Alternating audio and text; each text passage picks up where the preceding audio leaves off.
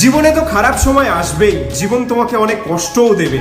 চেনা মানুষগুলো হঠাৎ করে কিভাবে অচেনা হয়ে যাবে তুমি নিজেও বুঝতে পারবে না। যাদেরকে তুমি বিশ্বাস করতে তারাই তোমার বিশ্বাস ভাঙবে, যাদেরকে তুমি আপন ভাবতে তারাই তোমার ক্ষতি করে দেবে। হ্যাঁ, জীবনে এমন একটা সময় আসবে যখন তুমি প্রত্যেকটা মুহূর্তে অসফল হতে থাকবে, ভাববে তোমার প্রত্যেকটা ডিসিশনই মনে হয় ভুল, প্রত্যেকটা মুহূর্তে তোমাকে যন্ত্রণা দেবে, জীবনের প্রতি বিতৃষ্ণা এসে যাবে, ডিপ্রেশনের শেষ পর্যায়ে পৌঁছে যাবে। তখন নিজের প্রতি নিজের ঘেন্না হবে, মনে হবে কেন আসলাম আমি এই পৃথিবীতে, মনে হবে সবকিছু ধ্বংস হতে আর টাইম লাগবে না, এখানেই সব শেষ, নিজের মৃত্যু কামনা ছাড়া আর কোনো পথ নেই। হয়তো ডিসিশন নিয়েও ফেলবে যে আমি মরবো, আর ঠিক তখনই একটা কথা মাথায় রেখো, কার জন্যে মরছো?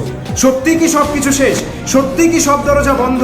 না, every ending start with a new beginning. সব কিছু শেষ হয়ে যায়নি, এই তো সবে শুরু। পিকচার আমি বাকি হে মেরে দোস্ত, এখনো অনেক কিছু বাকি আছে, এখনো অনেক কিছু তোমাকে করে দেখাতে হবে। সুপার হিরোরা অত সহজে হার মানে না। জীবন তোমাকে এই যে যন্ত্রণা, দুঃখ, কষ্ট, বেদনা দিচ্ছে কারণ তোমাকে শক্ত বানাচ্ছে। জীবন তোমাকে শেখাচ্ছে, তোমাকে যোগ্য বানাচ্ছে।